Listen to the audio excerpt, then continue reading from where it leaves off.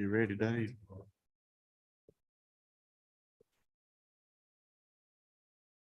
like to call this Dickson County Planning Commission meeting to order, July the 13th, 2023.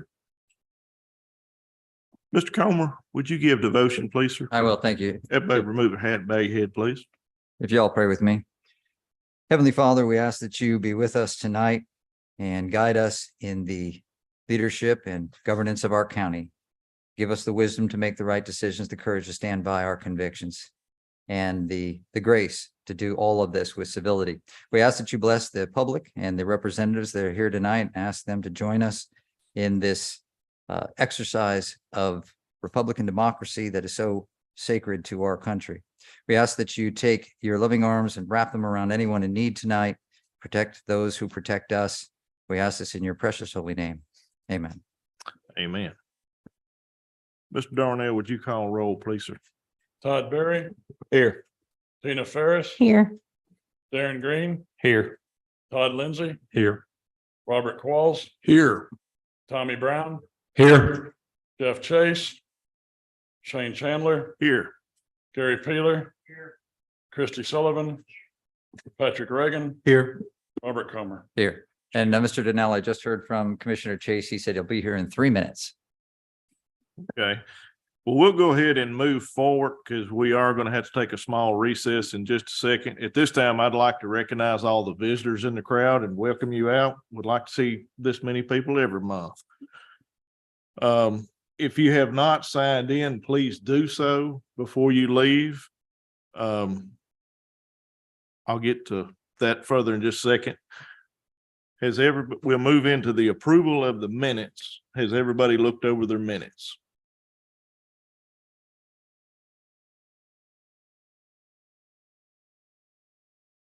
We have a motion on the minutes. Have a motion by Tommy Brown to approve. Have a second by Christy Sullivan. All those in favor, state aye. Aye. Opposed? Passes. Okay. We have a new policy that was adopted by the county commission this past meeting. It is a public comment section of all county meetings. It will be a strict policy. It's a maximum of 30 minutes of people commenting, and it is just comments. It's not discussions. You can speak for or against a topic that is relevant to this agenda. No more than 3 minutes per person, and you must be signed in on the sign-in sheet to be able to speak. And like I say, if you got more, that adds up to 10 people for 30 minutes. So if you got more people who wants to speak, you'll have to condense your speaking. And like I say, it'd be great if you could talk amongst yourselves, and that way the comments are not redundant, please. But at this time, I would like to take about a 10-minute recess. And if you'd like to be on that agenda to speak, please come up and sign in. And I do have to add, you do have to be a county resident, and this be relevant to what is on the agenda. If nobody's opposed, we'll take about a 10-minute recess.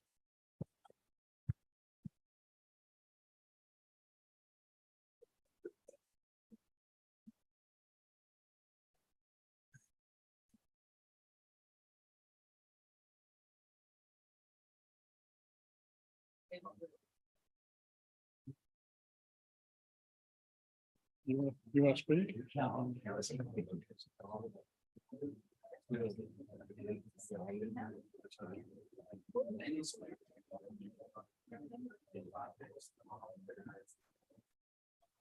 How are you? Good.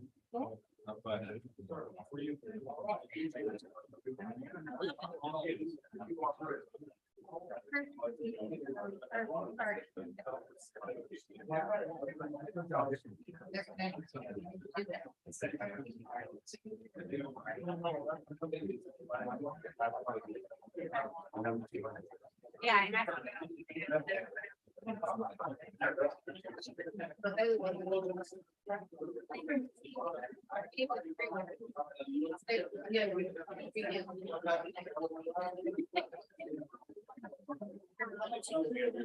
yeah, I know.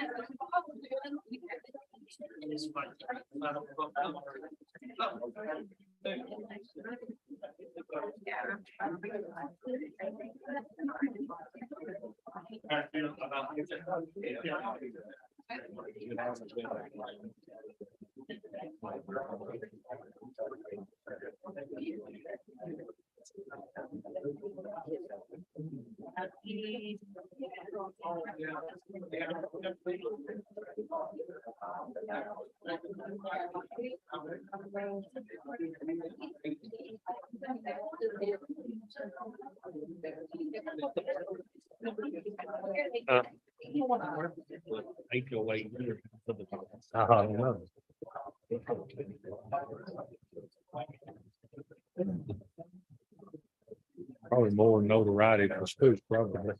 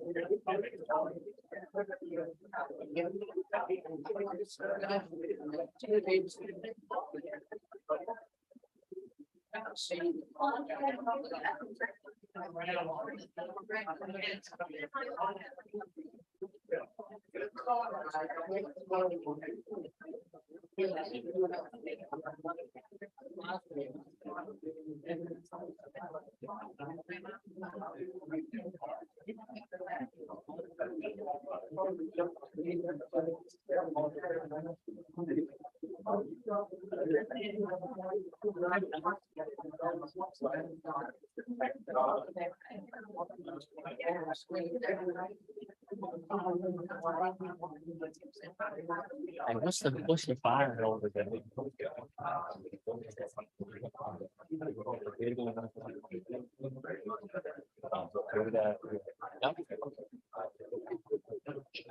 No. So we'll still get to go first before it goes to them.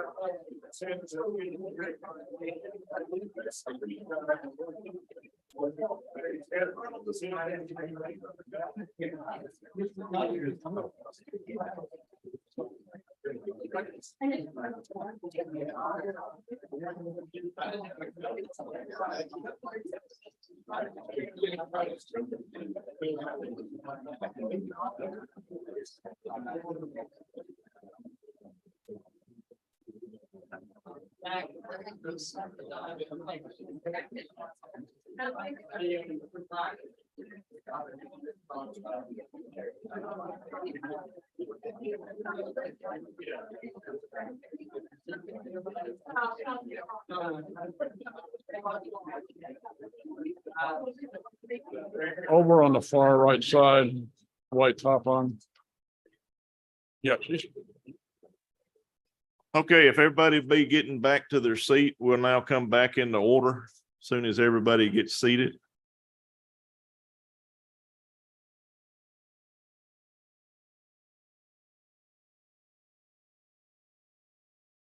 And once again, it's 3 minutes per person and it's comment. It's not up for discussion, for or against.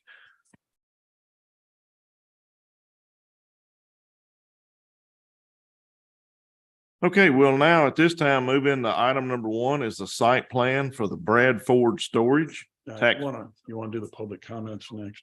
Oh, okay, I'm sorry. We will do that. Anybody wants? I got Mr. Dan Brown here. Yes, sir. You want to come up and speak? Mr. Chairman, point of order. We're going to receive public comments on any one of the 3 agenda items first and then go through them. Yes. We're gonna get all of the public comments Got it. first, and then Thanks. we'll know, because it's just comments, not discussion. That gives you something to think about while we're moving forward.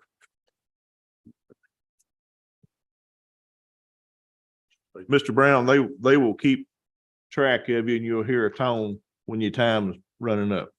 You can maybe give it 5 extra seconds. Yeah, you're fine. Go ahead, sir. Appreciate you.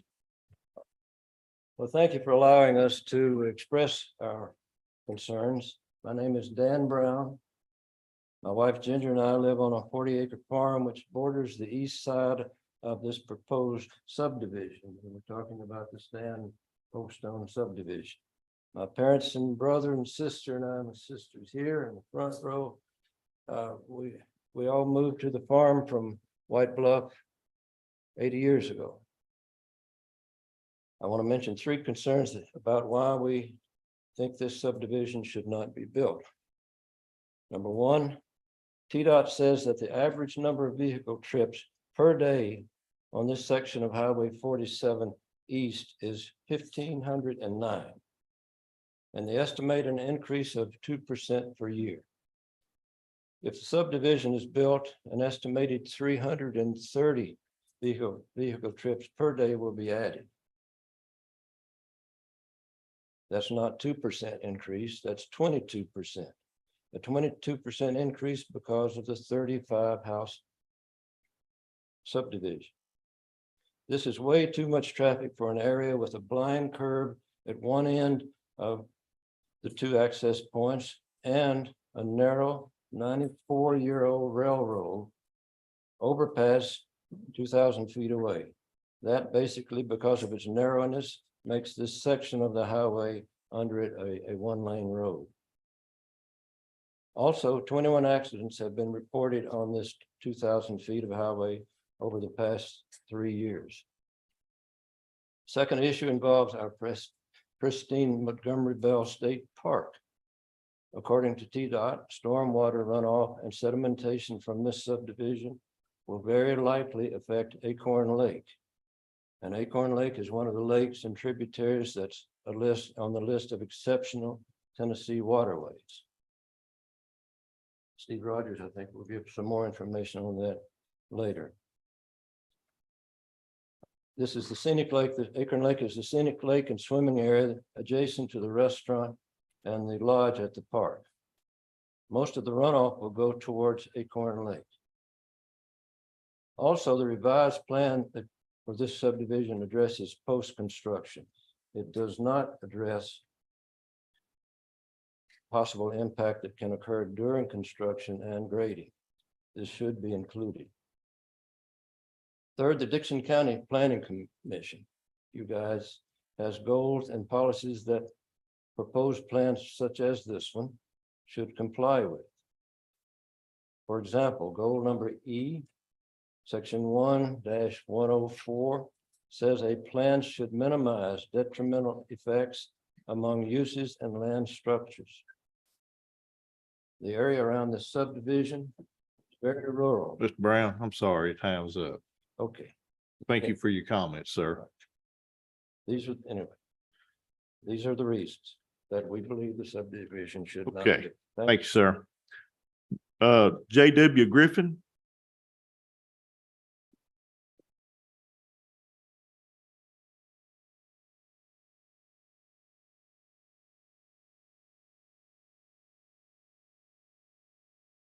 Thank y'all for having me. My name is J.W. Griffin. I am the stepson to Donna Griffin, whose house just so happens to sit right in the middle of this thing. And I want to talk with y'all about my concerns and also, of course, our disapproval for this development. I have seen the retreat do developments in other areas of the state. I've not been very happy with what I saw, but we're not going to fully get into that. What you should think about as a planning commission is, how does this development impact the citizens here in Dickson County? These homes are not built here. They're manufactured offsite and drove in. So we're not going to get contractors and construction and all that fun stuff. The people that own these homes are investors, not normal family single dwellings. And the tenants are vacationers. So I'm going to use a few of their words. Ready to invest in a tiny home of your own? The retreat at Whiskey Creek, a prime property for rental investing. Investment earnings for members of current retreat properties are higher than industry averages, with some properties earning over $3,000 a month after fees. It's pretty cool. At Retreat Vacations, we are the experts in ensuring that your property stays booked and becomes a go-to destination for renters. So what we're looking at here is not Dickson County residents. These are investors, people from California, people from Nashville, whose only goal is increasing their portfolio. Now, put yourself here. Imagine living in a place where you do not know who's coming, who's going, or what they're even doing there. They may be there for a weekend or a month. You have no control. You can't leave. It's your family property. You raised your kids there. You took care of your dying husband there. And now you're stuck with nothing but people you do not know that could walk up to your door at any given moment. Thank you. Thanks, Mr. Griffin. Next person, looks like Steve Rogers moved his name to the end of the list. Is that, last name is Joyce? Is it?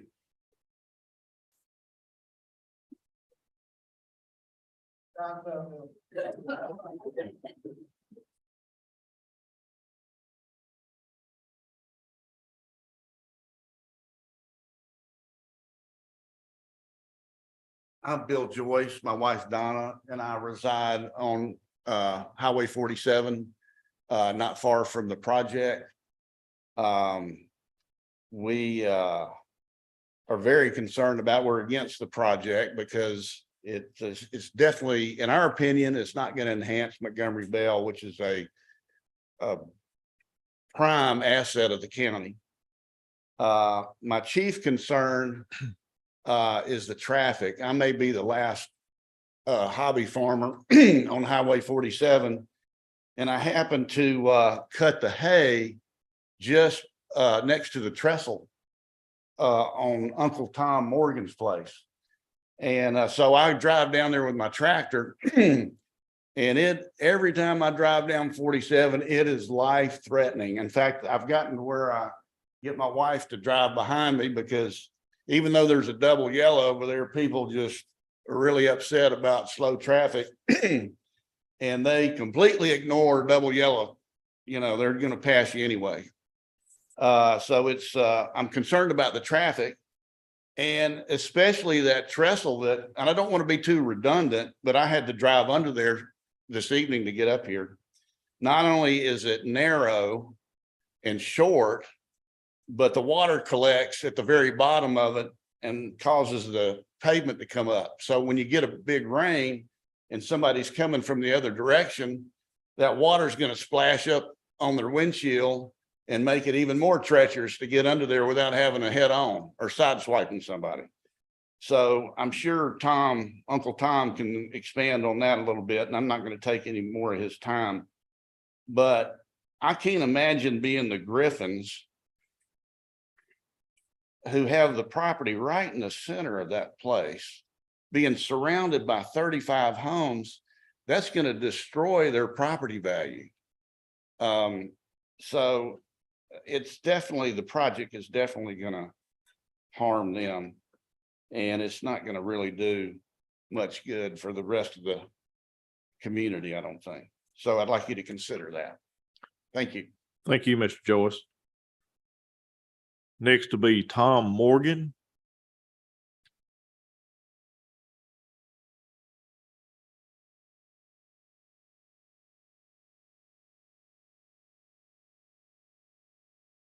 Hello, my name is Tom Morgan. I live on Highway 47. I'm adjacent to the trestle on the other side from where the neighborhood's going to go in. Some of my neighbors call me Uncle Tom. I don't know where that came from, but anyway, on the my problem with the development is unless you live there, you have no idea how many semis, box trucks come, and they cannot come underneath the railroad trestle. It's 11 foot tall. I don't know what the county police report is. I'm sure y'all that should be something you can identify and see how many times they're dispatched to back up semis on both sides of that trestle. It happens on a weekly basis, sometimes multiple times a day. We have blocks on the end of our driveway. One of the big blocks was hit today. It's a safety thing. People drive through those curves 100 miles an hour.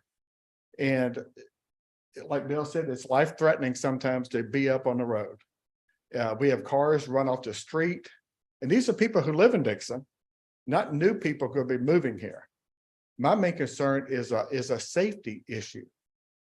At least you need to do a proper traffic survey and get that and find out exactly what has to be done to put 35 more people pulling in or out, coming in or out from that intersection. It's dangerous.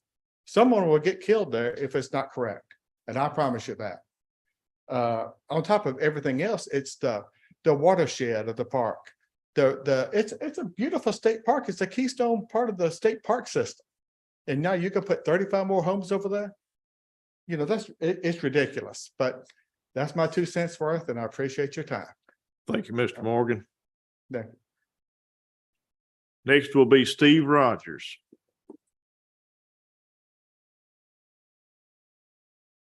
Thank you, and thank you, commission members. We appreciate the opportunity to speak our piece here. On a positive note, this development or proposed development has enabled us, my wife Kathy and myself, to meet a lot of our good neighbors. Thank you very much. It's been a pleasure. This project has a lot of issues, all of which we discussed, or a lot of which we discussed with our neighbors on the 20th of June at the state park. You're hearing those issues that were discussed. Traffic, primary issue. One thing with regard to traffic that hadn't been mentioned that the state that TDOT is highly concerned about is the fact that there is a very limited sight distance. Blind curves, hills that cause blind spots.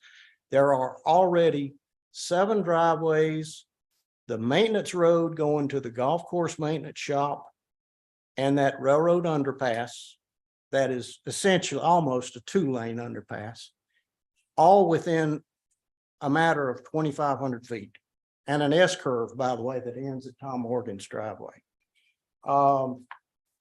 Another issue, the TDEC Water Resources Division requires that the state issue a permit anytime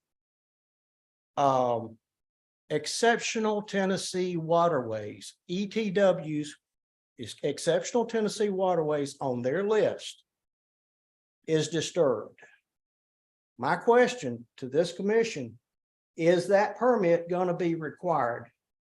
I beg you, please go to TDEC. Get that, make sure they get that permit, because that's going to disturb that water and possibly the water quality. Go to TDOT. Get TDOT's permit, because anytime a development ties into a state roadway, they have to have permits from the state TDOT department to do it. Please just make any approval, should you see fit to vote for this thing, make your approval subject to all TDOT rules, regulations, and permit requirements. Thank you very much. Thank you, Mr. Rogers. Okay, at this time, that will conclude all of the public comment section of this meeting. We'll now move into the items. We will start with item number 1. It's a site plan for Bradford Storage, tax map 145, parcel 62.00, 1.33 acres, Highway 46 South, Dickson, Tennessee, C2 General Commercial, 7th District. Okay, in your packet, this was an updated site plan. This is an existing business and they want to add 3 new storage buildings. The property is already zoned C2 commercial. They've added a new chain link fence and they want to use the existing frame and sign pole for a new sign. There are the lights that are going to be put on the outside of the storage units. There'll be wall mounted shoebox style LEDs, which is quite common anymore. And they were gonna use a 10-foot wide B4 transitional yard buffer between the areas that border the A1 agricultural zone. Harrington? There are no outstanding planning comments on this middle. Thank you. Seventh District.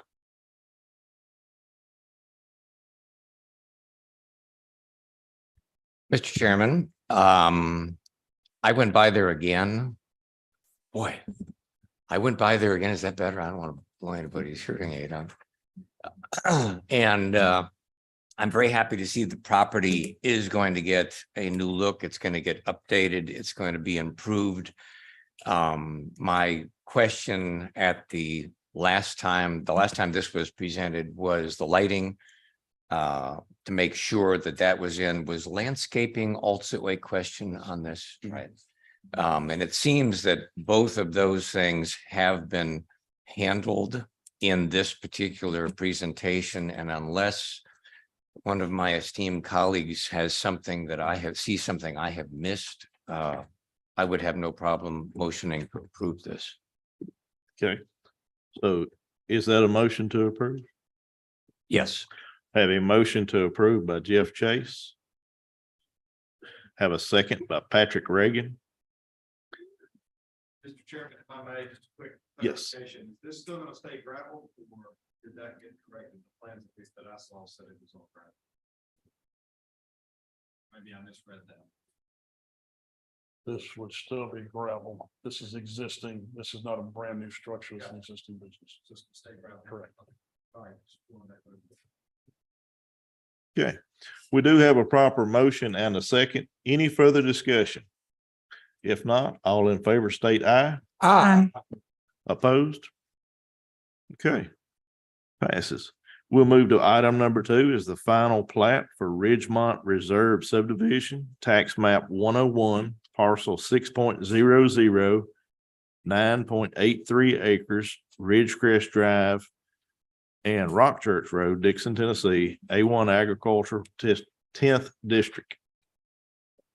Yeah, this final plat was surveyed by Christie Surveying to create 6 new lots. There were 2 versions, a version A and a version B. The applicant prefers version A, but it would require approval of a variance of the driveway site distance requirements for lot 6. Rock Church Road is classified as a minor collector, excuse me, with a posted speed of 45 miles an hour. Version B eliminates the need for a variance for the driveway easement crossing lot 5 to get to Ridgecrest Drive.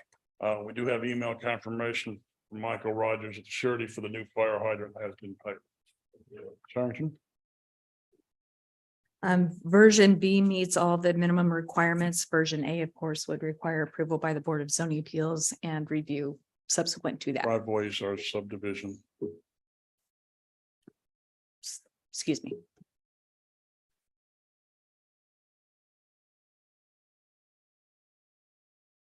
Yes, Ms. Sullivan. Would you turn your mic on, please? Sorry. On the version that the easement runs across lot 5, is there an adequate space for that easement? Yes, I think you laid it out as 15 foot. 20 foot. Okay, yeah, it should be on the plat where they have it laid out on that. Right. And that would just be the driveway. It's not required 50 foot. 'Cause it's not a true easement because they do have road frontage. Say that again. They do have. It's, Yeah, they do have road frontage. It's just the site distance. it doesn't meet the site distance Yes. requirement. Correct, okay. I think that as far as the driveway, the easement is probably the safer way to go. I think it would be nice to bring your driveway off Rock Church, but the site requirements are not met, so I would only want to move to approve with the easement in place. Is that in a motion? That is a motion. Mr.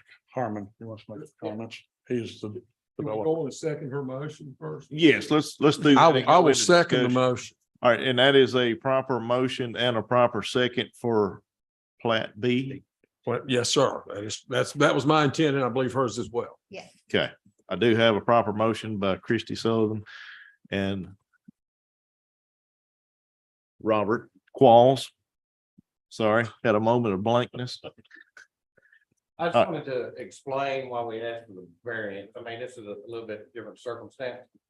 I understand the site distance rules, and the only reason why I thought we may even consider it, if you pull out of Ridgecrest Drive on the Rock Church, there's even less site distance than you would have pulling out of your driveway on the Rock Church. So if it's down to a safety reason, you actually got a little more site distance. You know, I know that's a county road, it's been there forever. I'm sure most of you pulled out of Ridgecrest onto Rock Church. I've been working over there. If I have a trailer by my truck, I go the other way because it's really, I mean, Dangerous. you just can't see. Yeah. One way. I mean, I shot at Darren shoot, I think it was 77 yards one way, so about 220 feet. And we're looking at 310 if you got the driveway on Rock Church. So, you know, if it's safety, I think you got a little more. And plus, I mean, I'm not gonna lie to you, big cost difference, but it's, these lots are beautiful. You're cutting a big long driveway all the way down, all the way across the back, and then angling back up to where this house is. So I think that does take away from the aesthetics of the property as well. But, you know, I know it comes down to a safety thing, so. Well, there's just not as I much just- traffic on Ridgecrest as there is on Rock Church. Right, you know, I think most people are gonna exit through Rock Church, you know. If you make if we have to use the easement, they're gonna come out on Ridgecrest and then go to Rock Church where there's less site distance. Well, Thanks Of for your course. consideration. yeah, well, of course, there's two things to consider here. One is obviously Ridgecrest Drive and Rock Church Road were there way before this body existed. And that configuration would not have been allowed under our regulations if they were being built now, which they're not. And we can't approve without, without the BZA would have to get involved to approve your option A. This, Whereas- this right? is a subdivision. The regulation. subreg, okay, we'd have to Yes, grant, yeah, we'd have to right. grant a variance to the subregs under A. Yeah. Right. Whereas under B, we don't have to waive our own regulations, and we're sort of allergic to waiving regulations, and unless it's just some extreme topographic circumstances where it just doesn't allow for them to be met. And I know what you're saying, but this to me doesn't rise to the level of that. Thank you for your consideration. Mr. Chairman. Yes, Just Mr. Combs. one point, even if we were inclined to grant a variance, our regulations, section 1-111, require that the variance be based on written evidence in the package, which doesn't exist. So we don't have the written evidence to grant the variance, even if we were inclined to, and that's why I support the motion for option B. Okay, we do have a proper motion and a second on the floor. Any further discussion? And the motion is to accept plat B. If not, all in favor state aye. Aye. Opposed? Plat B has passed. Okay, we'll now move into item number 3, preliminary plat for the retreat at Montgomery Bell. Tax map 100, part of parcel 6.07, 48.32 acres, Highway 47 East, White Bluff, Tennessee, A1 Agriculture, 12th District. Okay, this preliminary plat was surveyed by Childers Land Surveying to create 35 new lots. This item was tabled at the April 13th meeting, and it will fall under the old requirements of 1 acre lots in the zoning resolution. Included in your packet was an updated traffic impact study and a hydrology report. Ms. Harrington? Thank you. I had some questions about the notes 21 through 23 on the plat regarding the ownership and HOA. Is there anybody available who could address that? Any questions?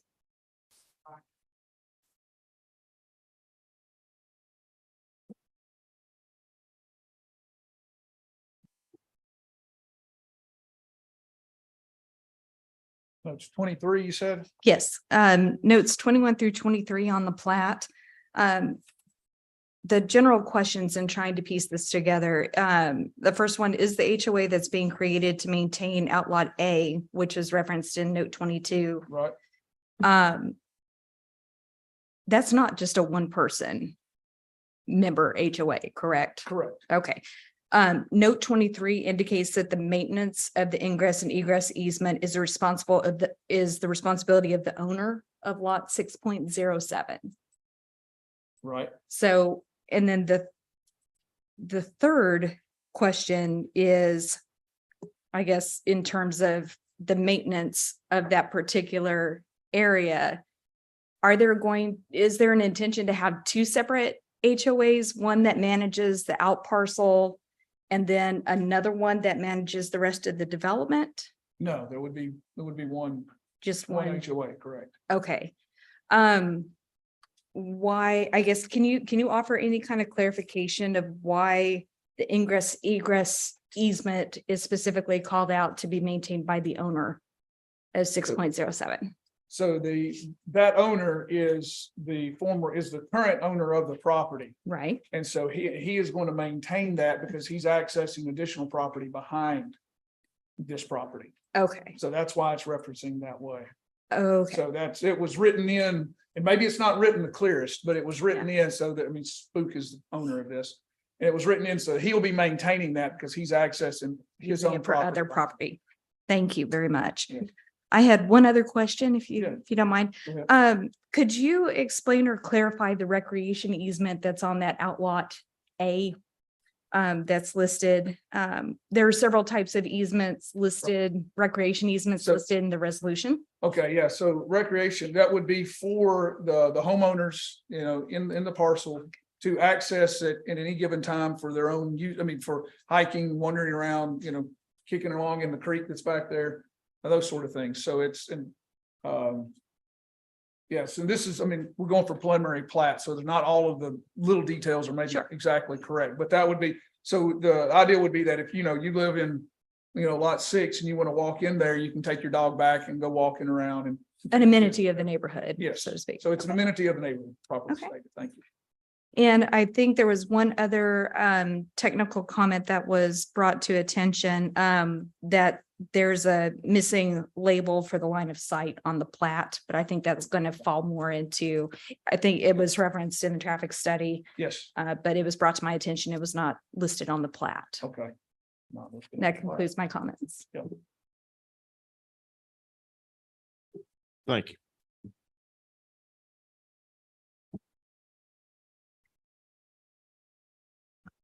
Mr. Chair, I'm going to have a number of issues to go through, so I'd like to invite any of my colleagues that want to weigh in on this before I get into my list. Let them go first. Go ahead, Mr. Cromer, if nobody objects. Go ahead. I mean, we all have the same issues. Wants us to do our. Okay. Yeah, when these are my thoughts. When I first was made aware of this, I thought, hey, that's cool. We're looking at a new home development, new families moving to Dickson, et cetera.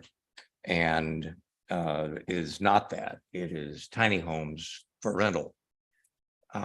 So I have an issue with that. That to me does not fall under what I feel is the direction Dickson needs to go for additional housing. That's one concern. I have another concern, which Mr. Comer will address, I'm sure. In my personal opinion, I feel that that is a traffic disaster waiting to happen. The line of sight is horrendous. If you stand right at the end of where A or B is, you might have a good idea to be able to see down the road what's coming, but you're not going to be right. You're going to be back from the road in your car, your truck, whatever. I have an issue with that. I also have an issue with the traffic study. Traffic studies, you know, numbers are numbers are numbers. And the time of day, the weather and everything else, the time of the year. This study was done in April. I thought, because I'd like to verify some things myself. So I went out there yesterday and today. I counted cars yesterday from 3:30 to 3:50. Just an average day, you know, average was warm, it was humid, blue sky, nothing special, no conventions in the area and everything else. And I counted 46 cars. That was in 20 minutes. That gives you 138 an hour, and that's not peak hours. That's not peak time. So I have an issue with some of the numbers that were in the study. And I thought, I have had a day from Hades today, but I thought I've got to make some time to go out there. So I went out there again today. I sat there again at 4:40 today. And between where I parked, cute little old place there, the what's the name of the place? The Market, Baker's, yeah. Cute little place. I sat there and then I had to go over the other side of the road because I didn't want to get swiped by a hay wagon or a truck. And I counted 42 cars total, but that was only from 4:40 to 4:50. That's 10 minutes. That extrapolates into what I would consider rush hour, which is 5 o'clock, but peak time is 4 to 7, but that equals 252 cars an hour. And yet this report says 159 peak hour, and that's peak hour. That's 5:15. So at any rate, and like I say, numbers are numbers. One day may be different than another day, but my thoughts are with the traffic, with the road. It is a narrow road. It is a dangerous road, as has been pointed out. And by the way, I want to thank everybody who showed up today. Your passion is evident in to those people who offered their thoughts. I appreciate that.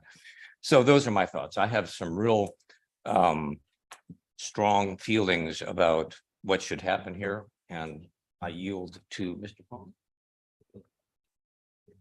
Mr. Chairman, I have several comments if we're going to continue to address this prior to Mr. Comer, I guess, sort of doing our summation. Yeah. I mean, we're getting in kind of into, is these comments or is this discussion items? Because we really need a motion on the floor before we really get into the comments. Council? Typically, under Robert's rules, you would do that at the discretion of the chair if you want a motion before deliberation. What's the will of the board? I'd like to hear discussion. I would too. We can make a motion on that. Okay. All right, well, let's have discussion then. I just wanted to follow Robert's rules of order. Mr. Walls, please continue. Mr. Chairman, can I ask Mr. Fry a question? Would you be open to that, sir? Absolutely. All right. I know we've talked about I know these people are going to be buying this with a deed subject to the HOA. Now, but these individual property owners are going to own these individual properties. Mr. Fry, would you come over to the microphone? We'll all be on record, please. Absolutely. These individual property owners, once this is developed and sold, are going to own these lots and the presumed homes built on them in fee simple, right? Correct. It's going to be their house. Correct. It's not going to be, they can either choose to use an organization to sublet these things or rent them out or not, and just keep it for their own private personal use. So if I may, I'd like to address that in answering my question. So folks have talked about the Retreat brand so the developer in this case, Chip Hayes, is the owner of the Retreat brands, Oakstone. He has stated already, and I've not in some of the earlier meetings, he's with his family right now. So he asked me to come in. Lucky me. But so he has stated the attention now has been taken off. He's decided to take off the table the Retreat branding, which would put in the rental situation. So it's just going to be a straight subdivision, sales of homes to folks that want to build on that. So there's not going to be a rental scenario set up like there would be if you go to Mont Eagle or you go to Lynchburg or some of those. So that's off the table. He understood from the earlier meetings where Chip Hayes was in the meetings that the mood of the county was not such that they wanted that sort of Airbnb type of community. So that's been taken off the table. This is just a standard development selling home lots. I think we've got to up here. No, we've got to follow order. He was asked to speak, so we got to follow our order. So does that answer your question? It does. I'm appreciative, sir, of your addressing it. It doesn't really change the other things I wanted to say about this, but I wanted that clear in my own mind and in the mind of the members of the public and the other members of the commission as well. So it's standard fee simple single lot ownership. Yes, sir. That was my understanding, but I want to make sure I had a proper understanding. Absolutely. Chairman, I'd like to go ahead and with some more comments at this time, if I could. Please. All right. My chief concerns about this development concern both the watershed, which I think has been addressed well for the most part. I noticed though the HOA, Homeowners Association, is going to be responsible for maintaining a subterranean drainage retention situation. I just find that so much less than optimal. In our experience with HOAs in this part of the world, they tend to anything that they can minimize the funding on, they do until a crisis arises. And with a problem like a potential problem like water detention, that's too late. It's already a disaster. And the fact that this development requires that to be feasible and to meet the requirements of that watershed, I find that to be very, very problematic. I'm concerned about the watershed generally because over 90% of the water that goes through Montgomery Bell Park originates either in the park or up there. Only a small amount comes from over on our side of the highway and only there at the very, very front of the park. So I find that to be very, very concerning. The other shed that I'm concerned about is the view shed. The overnight trail at Montgomery Bell Park runs right around the perimeter of the entire park. And the reason it's so desirable and it lets people have a near wilderness experience this close to Nashville is the fact that the view shed, even when you're looking out over the parts of the area that aren't owned by Tennessee Department of Conservation, it's still that rural feel. It's the reason that park was put there, amongst other reasons, was that it was in a rural area and it would be in a park-like surrounding as well as the beauty of the park itself. And I hate to see that degraded because, like these other people said, I really love that park. I have further concerns. There are unfenced ponds owned by some of these adjoining landowners, and there's no reason for them to be fenced because there's no realistic possibility of liability as they stand now. But if you've got this many lots and the potential children, they're going to explore the area, and I could see very easily somebody getting into one of those ponds and something unfortunate happening, and then liability lawyers coming and saying, well, it was an attractive nuisance. But I'm not going to tell Mr. Brown or any of these other landowners, oh, you got to fence your pond, but it'd be a good idea if this thing happens. I just think we sort of have the remit here in the County Planning Commission to keep the unincorporated parts of Dickson County to their essentially rural nature. And this is not that. And I really think too, because as Mr. Fry said, this is going to be, these people go on these lots in fee simple. They're not, that's not going to just be a retreat. These are going to essentially become small starter homes because one of the blessings we have in the southeastern part of Dickson County is one of the curses. It's very easy to drive from southeastern Dickson County into Nashville. I know because I do it every day. And there's a very, very much, as we all know, shortage of affordable housing in the Nashville area.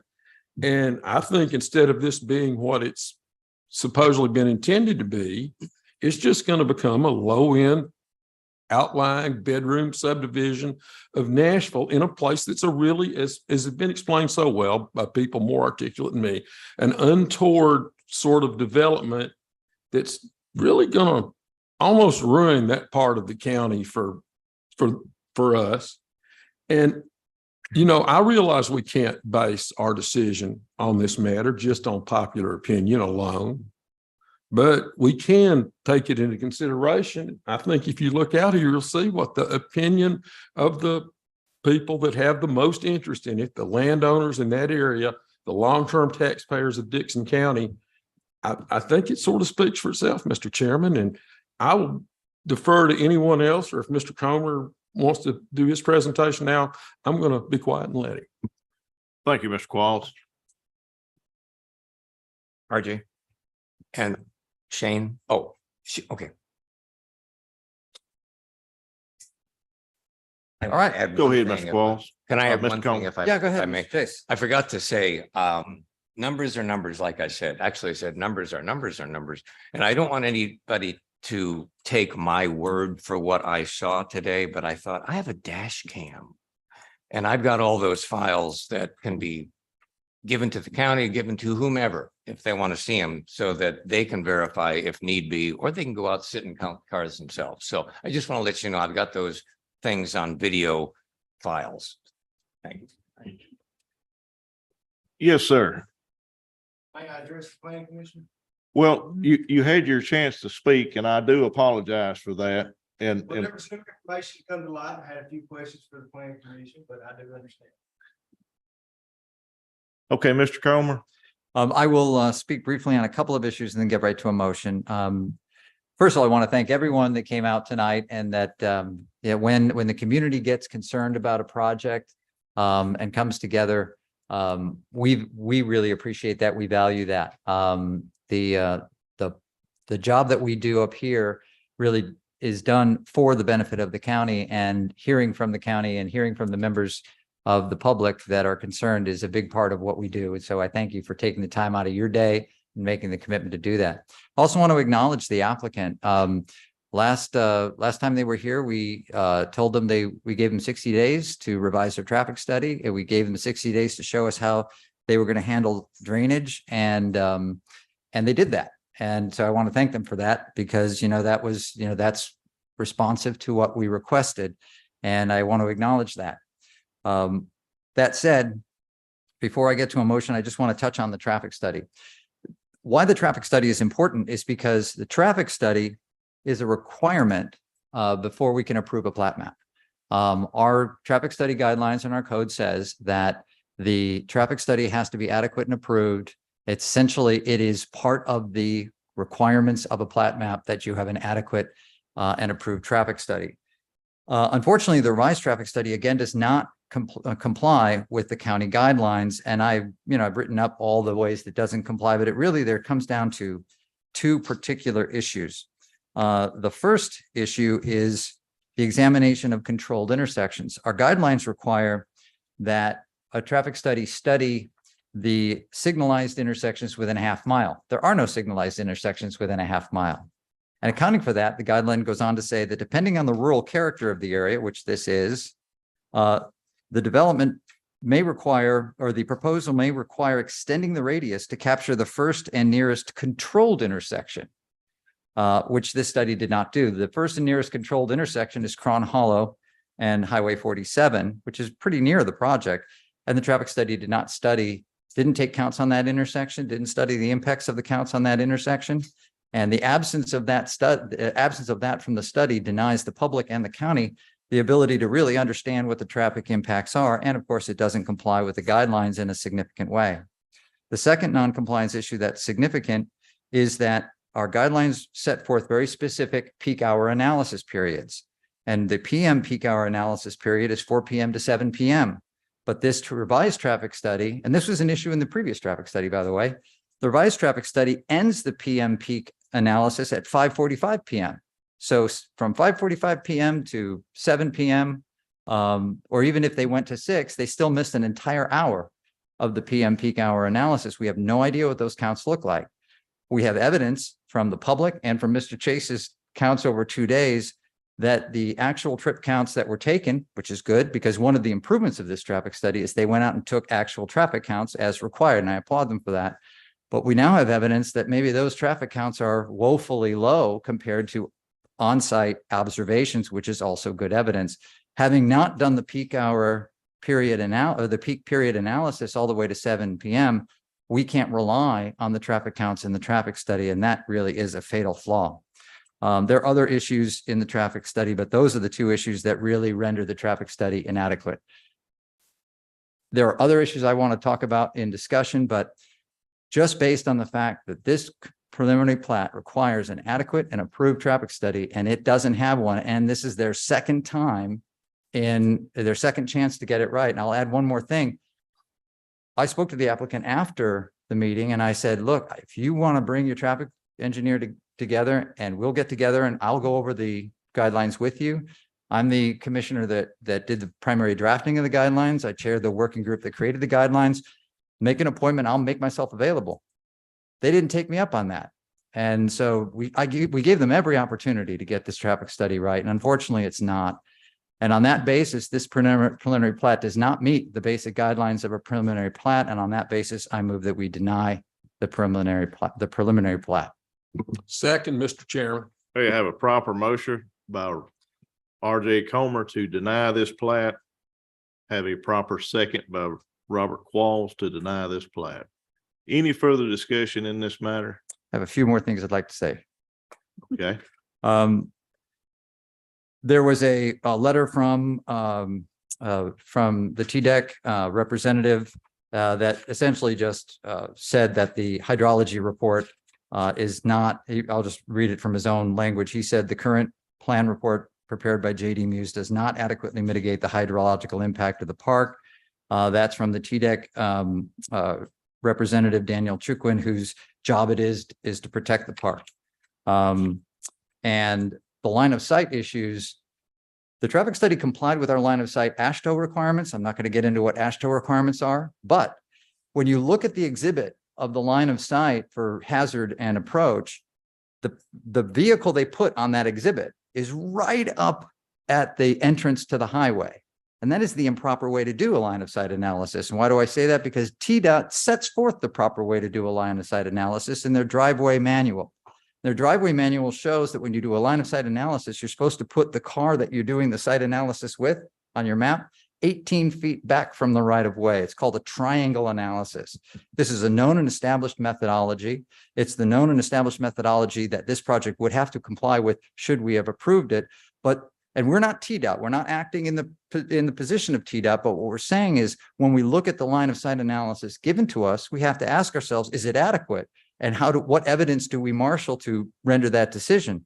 Well, the best evidence is our own TDOT's regulations as to what the proper methodology is. And the methodology in the traffic study does not do that. Therefore, all of the evidence we heard from the public about hazards and their own experiences and their own observations corroborates that we can't rely on the traffic study's line of sight analysis. Finally, I'd like to touch on the goals and policies that one of our members of the public talked about. Our subdivision guidelines state, and I'm going to read it in total for the purpose of the record. The Planning Commission shall have the authority to consider whether a proposed subdivision or any other action or decision of the Planning Commission contemplated in these regulations is consistent with the policies and purposes set forth therein, and may cite any of these policies and purposes as a basis to approve, conditionally approve, or deny a proposed subdivision. It goes on to say that in taking such action, the Planning Commission shall clearly state in the record of proceedings all facts supporting the Planning Commission's action. And that's subdivision regulations 1-104N. I've gone through the policies and I have prepared the facts that support my conclusion that there's a number of policies that this project is inconsistent with. It is 5 pages of facts. And I'm going to ask council, do I need to read all 5 pages into the record, or I have written them down? Is that sufficient? Don't think writing them down is going to be sufficient, but sufficient. I'll try to summarize them. All right. Starting with public policy A, to promote the public health and safety and general welfare of the jurisdictional area. There is substantial evidence in the administrative record that the revised traffic study is inadequate and does not comply with the county guidelines. Furthermore, the personal experience and observations of people who have lived adjacent to the site and along the stretch of highway for decades is evidence that the proposal presents unmitigated and inadequately addressed safety hazards along Highway 47. TDOT's driveway manual line of sight methodology applicable to these driveways demonstrates the safety analysis of the revised study is not reliable and likely conceals the scope of potential hazards. Therefore, this proposal and its application materials are not consistent with the goal and policy to promote public health, safety, and general welfare in the area. Goals E and G I took together. E talks about minimizing the detrimental conflicts among land uses, and G talks about providing for the most beneficial relationship between the uses of land. It also talks about efficient traffic movement through the area. Providing the most minimizing detrimental conflicts among land uses and providing the most beneficial relationship between the uses of land requires the Planning Commission to address whether and to what degree the proposed use presents a beneficial relationship with the surrounding land uses and is consistent or whether it introduces conflicts among land uses. The surrounding uses are decidedly rural, with most privately owned land consisting of multiple acres and some with large acreages. Much of the privately owned land surrounding the project is undeveloped natural open space. Significantly, the largest use adjacent to the proposed project is Montgomery Bell State Park. Although significant and nearly unanimous public opposition to a project by the immediate neighbors is not itself a basis to deny a condition or condition a project, it is evidence that the proposed use may not present a beneficial relationship with surrounding land uses or may cause conflicts among land uses. Who better to provide such evidence on that question than the people most affected by it? Further evidence shows the proposal would present a significant increase in density on a previously undeveloped site in a decidedly rural area adjacent to a state park. The personal experience and observations of people who have lived in the area along the stretch of highway provide evidence that the proposal presents unmitigated and inadequately addressed traffic safety hazards. Their observations are corroborated by DOT data showing 21 accidents reported through this short section of Highway 47 during the past 3 years. In addition, substantial evidence from TDEC shows that the proposal threatens adverse drainage and sedimentation impacts to Montgomery Bell State Park natural resources, which is why it is generally considered sound planning policy to keep residential densities low to protect public-private boundaries of public parks and natural areas. And here I cite to a study that is very comprehensive by Jelena,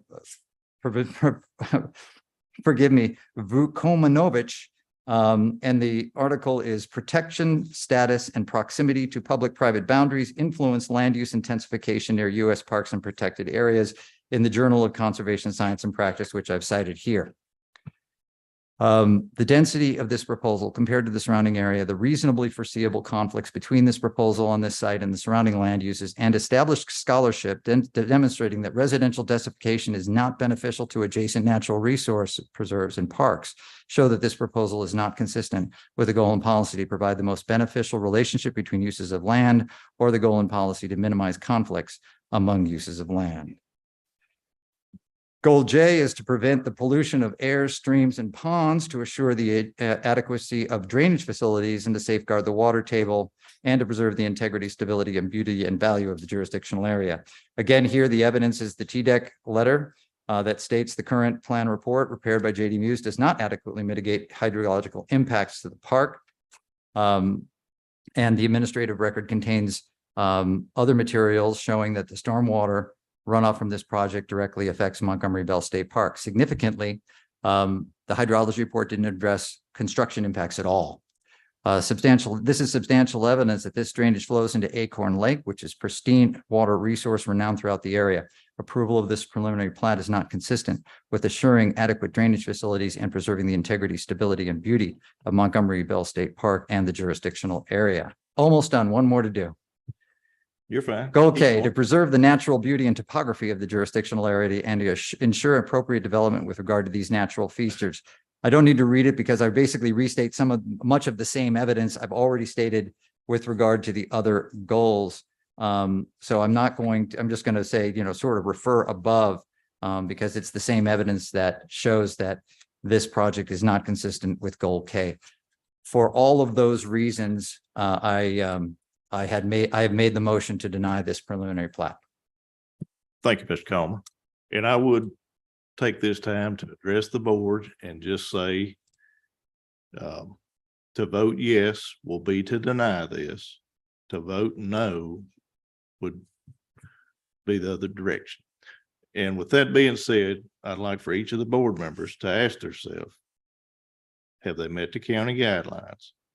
If they've met those, vote your conscience. If there is contingencies, they need to be put into the motion. So at this time, if there's no further discussion, we will do a roll call vote. And if it's okay with you all, we'll reverse the vote and start with 12. Okay. Robert Comer, Yes. Patrick Reagan, Yes. Christy Sullivan, Yes. Gary Peeler, Yes. Shane Chandler, No. Jeff Chase, Yes. Tommy Brown, Yes. Robert Qualls, Yes. Todd Lindsay, Yes. Darren Green, Yes. Tina Ferris, Yes. Todd Berry. Yes. Motion carries. fails. The motion carries to fail. Okay, that will conclude the business items. We'll move into other business, which is none, but I was thinking there was something in last month's minutes about discussion this month, or am I wrong? We just had the R3 subcommittee. Okay, no other business, motion to adjourn? Move to adjourn.